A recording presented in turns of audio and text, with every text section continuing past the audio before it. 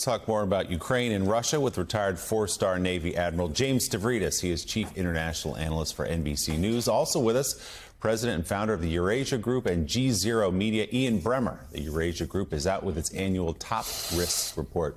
Good morning to you both, guys. I want to get to the list in just a second, Ian. But, Admiral, let's start as we turn the calendar into a new year with the state of play in Ukraine right now. A big attack with an American-supplied HIMARS against Russian troops a couple of days ago. A significant blow to Russia. What does it look like on the ground right now in Ukraine? Yeah, I think the right question is, what does it look like on the ground, and what does it look like in the air? We've really got two different wars going on here in a certain sense. On the ground, it's not going well for Vladimir Putin's Russia, thank God. And that strike, which you mentioned, which the Kremlin says killed 80, I'm told reliably in the hundreds, because of dumb use of cell phones on the battlefields. These are the conscripts, the cannon fodder moving forward. So the war on the ground is not going well, and it's not going to go well. In the air, however, Vladimir Putin continues to use his Air Force, his cruise missiles pretty effectively to take out Ukrainian critical infrastructure. So two different wars, Willie. We're doing a very good job on the ground with this, and I think the addition of the Bradley fighting vehicles is spot on. We need to do more to provide air defenses. President Zelensky always says, help us close the skies over Ukraine. If we could do that, I think that would shift the balance. And the strategy from Putin appears to be going after civilian targets, infrastructure in the cold and dark now of winter. So, Ian, that, of course, is the number one on your risk list here. Rogue Russia, a humiliated Russia, you say, will turn from global player into the world's most dangerous rogue state. What does that mean for the world? Well, we've never seen a rogue state that has had the kind of power that Vladimir Putin's Russia does. We dealt with rogue states, North Korea, Iran. We know what a rogue state does, right? They've been cut off from the international economic system. They've been cut off from international diplomacy, and they're considered a military enemy. We want to overthrow the regime. Fundamentally, we want the end of these people. Now, in Iran, you see the drone strikes, the ballistic missile strikes, the espionage, the proxy wars, the terrorism. That's where Russia is heading. They're not going to win this war on the ground, as the Admiral just said. And frankly, they're not going to be able to stop the Ukrainians through punishing them in the air. So what does that mean over the coming year as Putin is still very much in power? It means that a war which has been focused on Ukraine so far is increasingly going to be focused on NATO. We're not in a cold war with Russia. We're in a hot war with Russia that we are largely fighting by proxy. The Russians increasingly are going to expand their asymmetric efforts against frontline NATO states. And how can that not be the top risk in the global environment this year? A couple of thoughts for both Admiral and Ian.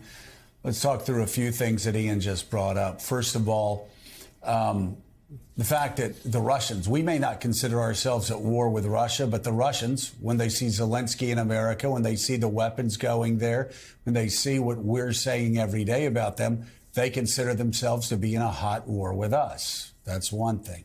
Second thing, Admiral, I'll start with you. I'm going to touch on something that Ian said. I have long said, and it may be confounding to some people, but I think you two will understand it through the years, that the only thing that I was more fearful of in Russia than Vladimir Putin was Russia after Vladimir Putin. And let me explain.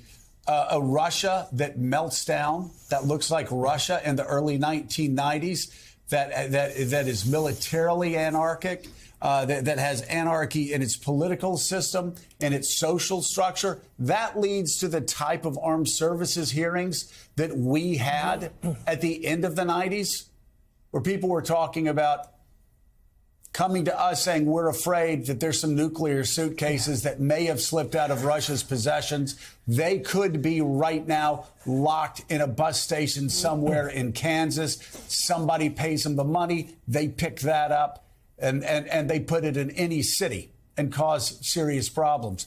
We had one hearing after another like that in the late 1990s because of the chaos that followed the fall of the Soviet Union. That is a long way to get to what I'm talking about here. About here we are in 2022. And Admiral, let's talk about the fears. Let's talk about the threats. if there is a complete meltdown in Russia with no succession plan, and you have a rogue state, like Ian said, sitting on more nuclear weapons than any other country on the planet?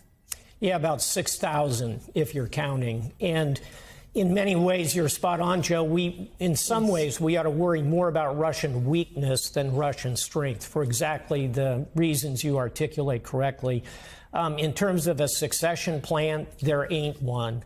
Putin is a classic example of A's hire A's, but B's hire C's. He has surrounded himself with a team of non-rivals. And as a result, your scenario, a dark one, is potentially possible in an event where Putin is simply overthrown.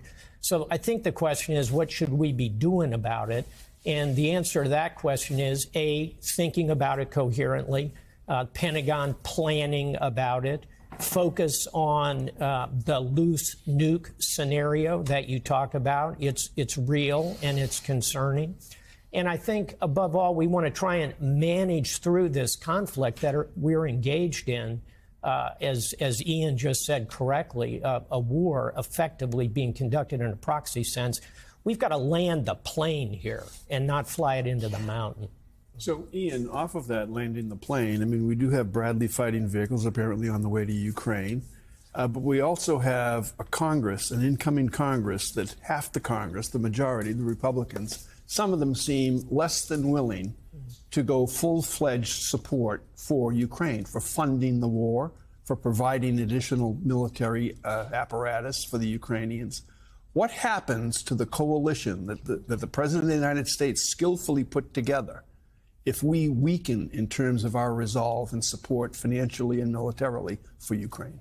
Yeah, the United States has been by far the most important military supporter of Ukraine.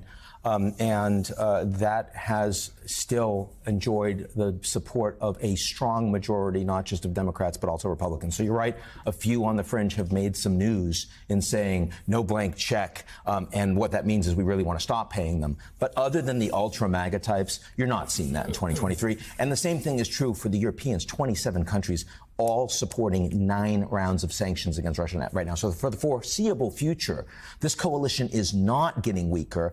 Putin is getting more humiliated. That's a good thing in terms of the Ukrainian people. It's not necessarily a good thing if we think about the future of the global order. Ian, that's a great transition to the list. You have 2 elements on the list that are really interesting to me. One is the weapons of mass distraction. I think that's what it is, right? Yeah. And then the other is the divided states of America. Talk about those 2 in relation to the kind of chaos that Mike alludes to in Congress. Well, first of all, the United States is number 8 on the list. And given the fact that the list is actually made on the basis of impact, likelihood, and imminence, that almost means the U.S. isn't there. And the fact that the American democracy shows such resilience is, in addition to, say, Brazil, in addition to the European Union, is one of the good pieces of news for 2023, that we can take away a big flashing don't panic sign. But what brings it together is that in 1989, when the wall came down, the United States, for good and for bad, sometimes hypocritically, was the leading exporter of democracy around the world. Now, in 2023, we're by far the leading military, we're by far the leading economy, but not only is the United States not the leading exporter of democracy, actually today, the United States is the leading exporter of tools that destroy democracy. And here, of course, we're talking about social media, we're talking about generative artificial intelligence, and a very small number of individuals who control business models that are not intended to destroy democracy. They're just intended to maximize profit. But they actually do drive polarization and rip apart the fabric of civil society in the United States, and perhaps more importantly, in other democracies that are a lot weaker than the United States. And we have to take a very hard look at the implications of that for the way we do and don't lead around the world. How can you not include that kind of a risk as we look at 2023?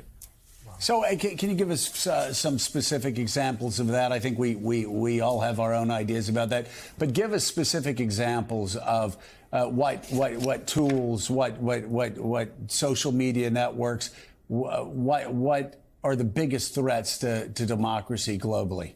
Look, I'm not going to sit and say it's TikTok or it's Twitter. I'm going to say it's the algorithms that drive them. So the name of the risk was weapons of mass disruption.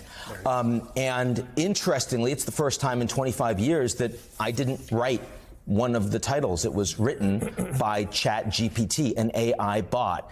This 2023 is the year when artificial intelligence breaks the Turing test, when people around the table and watching right now will not be able to distinguish between a bot and a human being in engaging in text and chat online. Now, what that means for bad actors that have access to thousands or millions of those bots and the disruption that they can wreak on corporations, on markets, on elections, especially when some of those bad actors are controlled by states, rogue states, like the Russians, for example, or even like an increasingly embattled Xi Jinping. Just like Admiral Jim was just saying, A players hire A players, B players hire C players. Well, the big difference in China in 2023 compared to 10 years ago is Xi Jinping is now hiring C players. He only has loyalists around him, and the likelihood he makes mistakes is high.